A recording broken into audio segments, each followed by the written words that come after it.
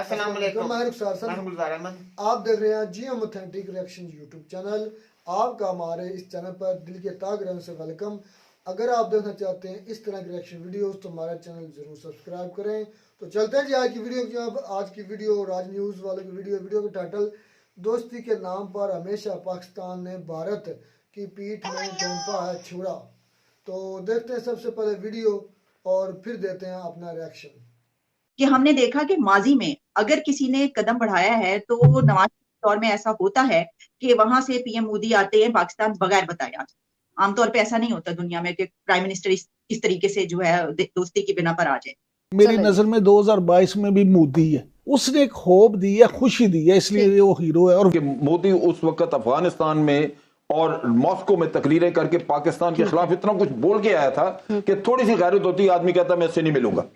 तो क्या आप समझते हैं कि पाकिस्तान जो है वो भी अगर थोड़ा सा वो दिखाए तो ताल्लुकात बेहतर हो सकते हैं? सर, जिस तरह मैं जब देखता हूं कि शहबाज शरीफ साहब जब टेक ओवर करते हैं तो सबसे पहले कॉल आती है मोदी साहब की तरफ से। अब मैं ये बताऊंगा कि आप ये बताएं कि जब नवाज शरीफ के दौर में मोदी साहब आए थे तो उसका रिजल्ट क्या निकला था? आपकी फौज के साथ आपके रिलेशनशिप नवाज शरीफ साहब के खत्म हो गए थे। बाजवा साहब को लाने वाले नवाज शरीफ साहब थे। बाजवा साहब ने नवाज शरीफ साहब के साथ क्या किया उसके बाद? दर हकीकत अगर खुल के बात की जाए, जो कि हकीकत है, भारत के साथ रिलेशनशिप शहबाज शरीफ साहब और आपकी सियासी गवर्नमेंट का जो है वो रिलेशन वो उनके इख्तियार में नहीं है।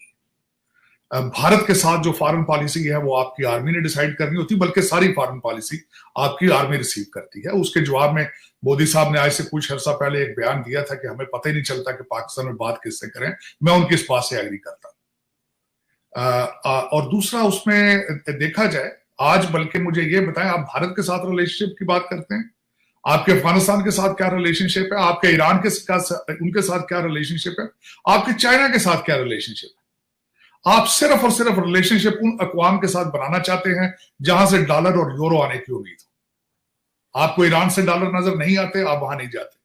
भारत के साथ आप सिर्फ इसलिए रिलेशनशिप खराब रखना चाहते हैं कि आपके बजट, डिफेंस बजट इतना हो कि जिसकी हद कोई ना हो, और आप कश्मीर के मसले को भी इसी तरह उजागर रखना चाहते हैं ताकि उस पर पैसे बन सके। दर हकीकत आपको नेशनल इंटरेस्ट बेस्ड रिलेशनशिप के बारे में आज तक आपने कभी नहीं सोचा 76 सालों में। अब सोचना पड़ेगा।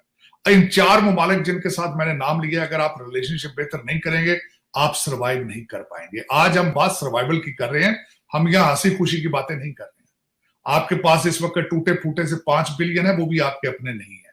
You are practically have gone bankrupt. आप सिर्फ देखें, डार साहब को डेली बेस पे कहना पड़ता है कि हम बैंकरप्ट नहीं हो रहे हैं, हालांकि आप हो चुके हैं।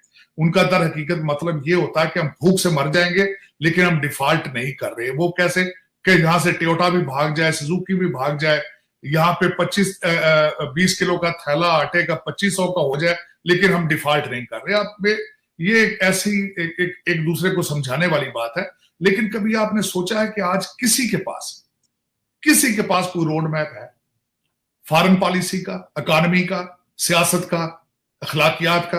किसी के पास कोई रोड मैप नहीं। आज आप और मैं और डॉक्टर साहब बैठ के तो बात कर रहे हैं पाकिस्तान के बारे में, कोई टीवी एंकर चैनल कोई कर रहा है बात? नहीं कर रहा। वहां पे क्या चल रहा है? तख्त लाहौर की बात हो रही है। 500 अरब रुपया था परवेज लाई के आने से पहले, आज वहां एक पैसा नहीं है कुमते पंजाब के पास।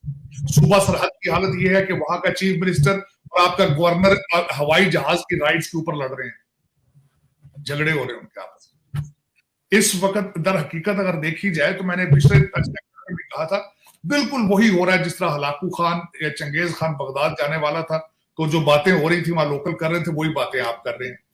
अब उसमें डॉक्टर साहब ने तो खैर कहते हैं कि दरिया को कूजे में बंद कर दिया। उन्होंने कहा कि शायद भारत मोर ह्यूमिलिएट करके टेबल पे आना चाहता है, बल्कि देखिए they have right to do it. आपके पास मांगे तांगे के भी 5 बिलियन नहीं है, उनके पास 560 बिलियन है। उनको बात आपसे करने की क्या जरूरत है? आपकी मजबूरी है उनके साथ ट्रेड करने की, क्योंकि आप भूख से मर रहे हैं। भारत भूख से नहीं मर रहा। करप्शन, दर हकीकत मैं जाती तौर पे बिलीव करता हूं, करप्शन जो होती है is a part of human instinct. मैं जिस कंट्री में बैठा हूं वहां भी बहुत करप्शन है, लेकिन थोड़ा बहुत नेशनलिज्म होता है। कोई करप्शन करो, कोई करप्शन का कुछ स्टैंडर्ड होता है, कुछ मोरालिटी होती है, कुछ मोरालिटी होती। हम तो पस्ती की हदों को अबूर कर रहे हैं सुबह शाम, और हर बंदे को पता है, आपके हर इंस्टीट्यूशन को पता है आपके हालात क्या है, हर इंस्टीट्यूशन को पता है। डॉक्टर साहब ने टीटीपी की बात की है, हर बंदे को पता है कि टीटीपी की सेफ हेवन्स पाकिस्तान के अंदर मौजूद है। आज भी आपके 3 फौजी जवान आपके शहीद हुए हैं, आज भी हर बंदे को पता है। लेकिन इशू ये है कि हल करने का किसी के पास हल मौजूद नहीं है, विल नहीं है, इंटरेस्ट नहीं है, बात ये है। और टीटीपी, मैं बड़ा टीटीपी को मैंने बड़ी रिसर्च की, क्योंकि अल्टीमेटली इसमें subject matter, my Motherland is suffering.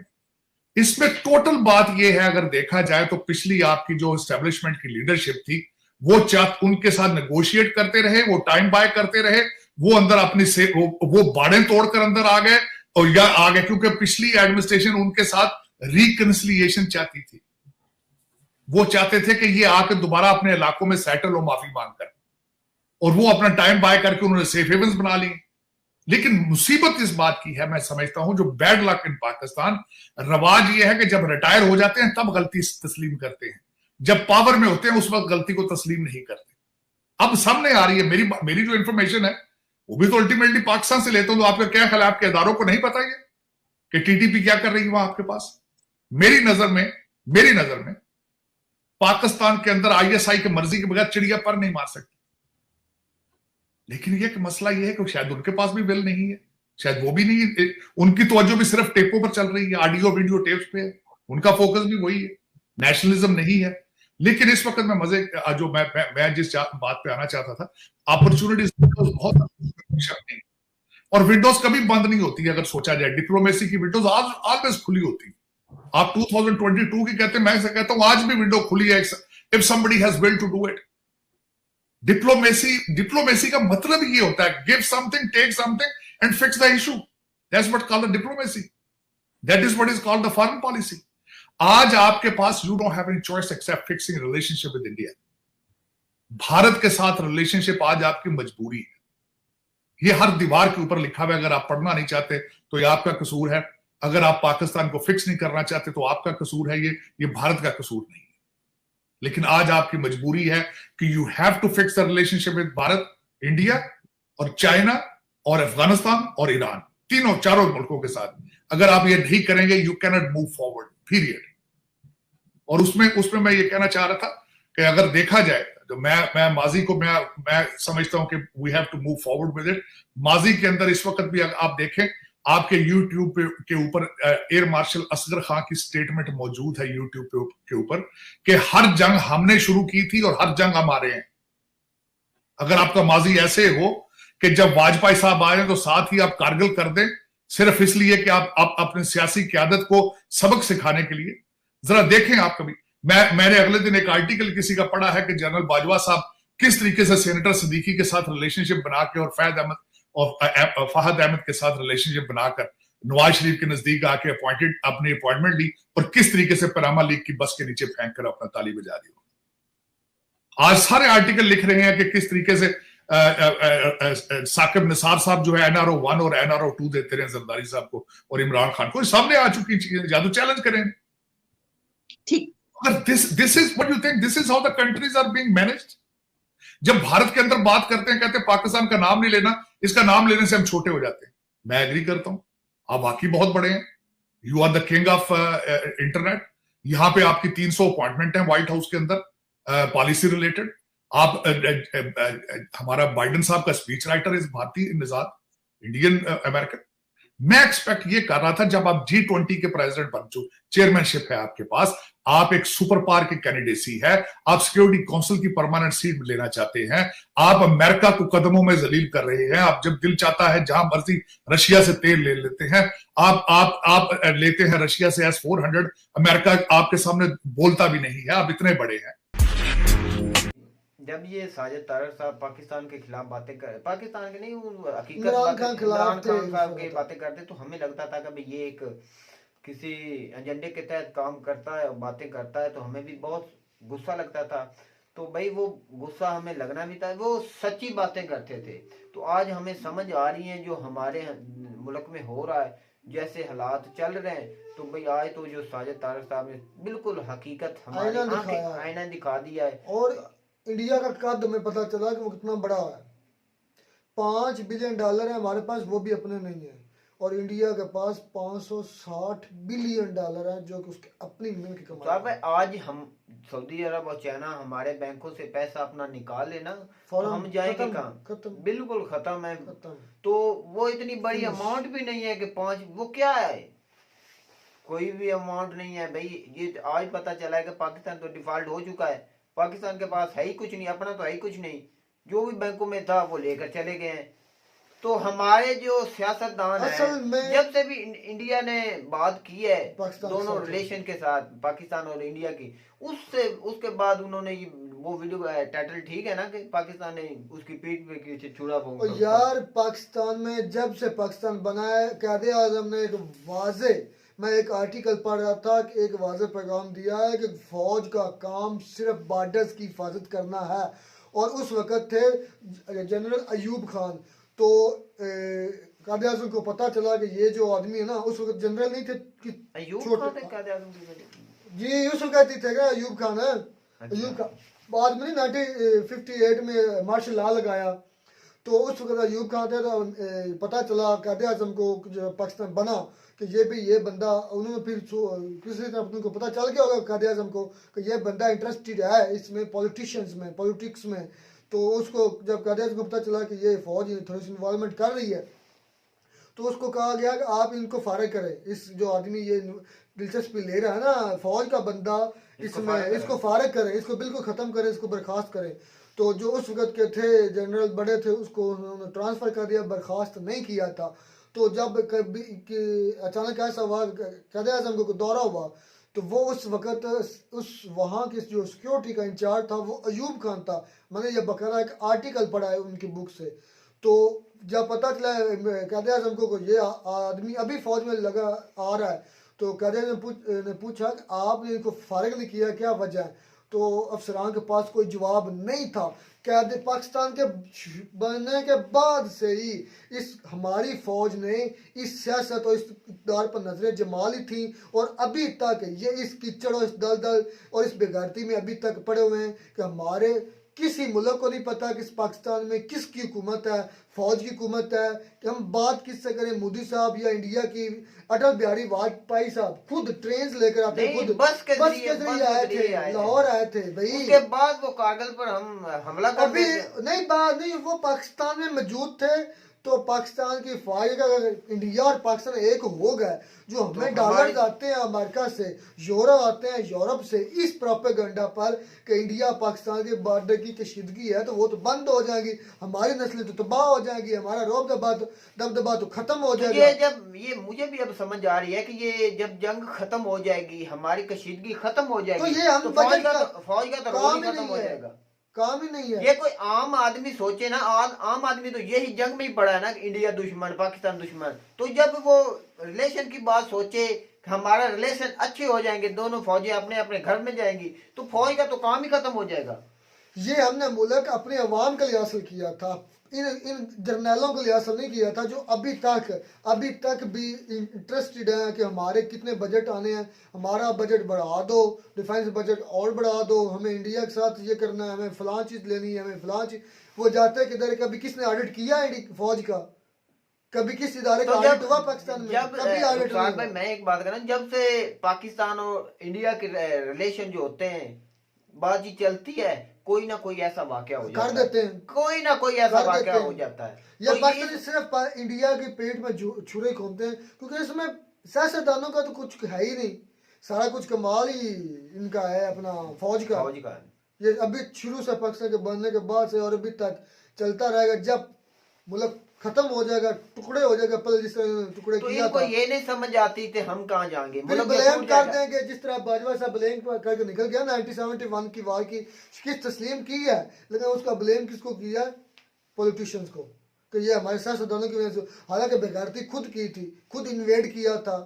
अगर इतने दिलेर थे तो मर जाते, थोड़ा सरेंडर ना करते। दुनिया के तारीख का सबसे बड़ा सरेंडर पाकिस्तान की फौज में 93,000। तो फिर हमारी आवाम कहती है कि हम पाक फौज बहुत, और जिनको नहीं पता अब बहुत दलेर है, उतर रही भाई सब पट्टियां उतर गई हैं, हैं भाई, सब पट्टियां उतर गई हैं। जो जहलियत थी वो निकल चुकी है, जो पढ़ा लिखा तबका है वो सारी बातें जान चुका है कि पाकिस्तान ने क्या किया। इंडिया हर वक्त हर दफा उन्हें हाथ बढ़ाया है और पाकिस्तान उसकी पीठ पर और पाकिस्तान की एक मजबूरी है, पाकिस्तान तो एक उनके सामने छोटा सा बच्चा भी नहीं है इंडिया के सामने, पाकिस्तान की जरूरत है भाई, मजबूरी है इंडिया के साथ तल्लुकात अच्छे करना। तो जो शहबाज शरीफ ने बयान दिए थे तो वो तो हकीकत में उनका शुक्र अदा करना चाहिए। उन्होंने नहीं भी सलाम लेते, आपने सलाम लेना चाहा। वो बात करते हैं कि वो पहले गरूर इस कौम का देखें आसमानों पर, इसी वजह भाई से आप पीछे हैं। मेरी तो बात सुने, आप भूख से मर रहे हैं, आपको चाहिए कि आप जाके इंडिया से बातचीत करें और किसी से कहलाएं, किसी और मुल्क की इंडिया मानता है उससे बोले। आप कोई गरूर में पड़े, आए दिन नया से नए कश्मीर के खिलाफ बयान दिया जाता है कि कश्मीर हम लेंगे। और पहले पाकिस्तान तो बचाओ, कश्मीर तो पहले वो इंडिया जम्मू कश्मीर इतना खुशहाल है जब से वो 370 धारा हटी है, उसमें तो सहूलत देने लग पड़े हैं। भाई उन्होंने पाकिस्तान आए दिन बिलावल भुट्टो ने नहीं बयान दे दिया। अच्छा बयान देते हैं, कुछ करते क्यों नहीं? तो जो कि हैं सही, मैं कहता मेरी तो बात अच्छा बिलावल भुट्टो ने जवाब बयान दिया था ना, कोई उससे पूछे चलो आप चले सबसे पहले आजाद कर जम्मू कश्मीर में सीना तोड़ कर जाए, सारी अवाम आपके पीछे जाएगी, कभी भी नहीं जाएंगे। ये सारे बेगैरत इंसान जो हमारे सियासतदान है सिर्फ बयान दे सकते हैं। ये हमारे इंडिया और पाकिस्तान फौज को चाहिए इंडिया से अमेरिका से डॉलर्स, जहां से उनको डॉलर्स मिलेंगे कि अपनी जेबें भरी जाएंगी वहां वो जाएंगे। अब और साजिद तारड़ साहब ने सही बात की थी कि ये इनको पछतावा होता है जब रिटायरमेंट ले लेते हैं, रिटायरमेंट लेने के बाद इनको पछतावा तो हो हमने पाकिस्तान के साथ अच्छा नहीं किया। आप बाजवा साहब खान साहब को भी पैगाम भिजवा रहे हैं कि आप मेरा पीछा छोड़ दें, मुझसे गलती हो गई, आप मुझे माफ़ कर दें। लेकिन खान साहब आप कहाँ छोड़ने वाले हैं, क्योंकि खान साहब की फितरत में शामिल है वो जो बात सही होती है वो अवाम के सामने सारा कुछ इस तरह रख देते खोल कर, किताब खुली किताब है, हमें पता ही नहीं था होता तो टेंशन भी मैं खान साहब ने दी थी ना, तो बताया कि मेरी सबसे बड़ी भूल है, मानते हैं वो कहते हैं कि मेरी सबसे बड़ी भूल बाजवे को एक्सटेंशन, दूसरा सिकंदर राजा सुल्तान सिकंदर वो इलेक्शन कमीशन अब जो सबसे बड़ी बेगारती कर रहा है वो हमारा इलेक्शन कमीशन करवाए इस तरह। यार आपके को हाई कोर्ट के सुप्रीम कोर्ट के ऑर्डर इलेक्शन कमीशन नहीं मान रहा, उन्होंने कहा कि बल्दियाती इंतखाबात क्यों नहीं करवाते इस्लामाबाद में, वो दूसरा पार्ट बना हुआ है गवर्नमेंट का। ये सारी खिचड़ी है, ये सारी खिचड़ी है। पाकिस्तान में कोई ना कोई पता नहीं हुकूमत किसकी है, पता नहीं फौज चाहती क्या है। बयान एक तरफ कह रहे हैं कि हम न्यूट्रल हो, हम अब विश्वास नहीं आए, लेकिन इनकी गुट्टी में हराम शामिल हो गया है। इन्होंने जंग हारनी, इंडिया से छितर खाने हैं, फिर हम कह देना है कि सियासतदानों की वजह से हमारे उनके अपने पल्ले कुछ नहीं है। अपने पल्ले क्या, ये 10-10 जनानियों के साथ इनके अफेयर्स हैं, दल्ले हैं, कमीने हैं, और हम इसको कह देते हैं कि जिंदाबाद। और जो बेचारे छोटे फौजी हैं, को कांस्टेबल हैं, को सूबेदार हम जैसे जाके मरते हैं, जो गरीब आदमी हैं, जो बड़े हैं, जो फौजी हैं, 3 स्टार या 4 स्टार हैं, ये सारे बेगारत हो चुके हैं। इनमें कोई भी इंसानियत बाकी नहीं रही, ना ही कोई इनको इंसानी का दर्द है। इनको सिर्फ अपनी औलाद की फिक्र है, अपने आने वाले फ्यूचर की फिक्र है। पाकिस्तान में कोई फिक्र नहीं। और इंडिया के साथ हमारे तल्लुकात ना सही होने की वजह से सिर्फ हमारी पाक आर्मी जिसे हम पाक फौज कहते हैं वही तो है। सबसे जो फायदा होगा ना, जो आम आवाम है पाकिस्तान की, वो इंडिया के साथ रिलेशन अच्छे होंगे तो आम आवाम को फायदा होगा। ये नहीं होना चाहिए कि बात मुझसे इतनी बेगुजार हम तो भाई हमें भी चाहिए ना, भाई हमें भी चाहिए ना कि हम पाकिस्तानी ना बने, हमें भी इंडिया के साथ दोस्ती का हाथ बढ़ाना चाहिए। और यार हमारे करने या ना करने से भाई क्या ऐसी कैंपेन चलाई जा सकती है जो आप हमारी आवाम हम अपनी बड़े जो है हमारे MP MNA या हमारे मिनिस्टर वज़रा हैं उनकी नज़रों में क्या है, कीड़े मकोड़े। फौज की नज़रों में तो कीड़े मकोड़े भी नहीं है। उनको पता ही नहीं कि पाकिस्तान में अवाम के क्या जज्बात हैं। उनको सिर्फ ये पता है कि बंदूक की नोक पर किससे क्या बात बनवाई और किसको नंगा करके किस तरह उसकी तौहीन करनी है, बस इतना पता है।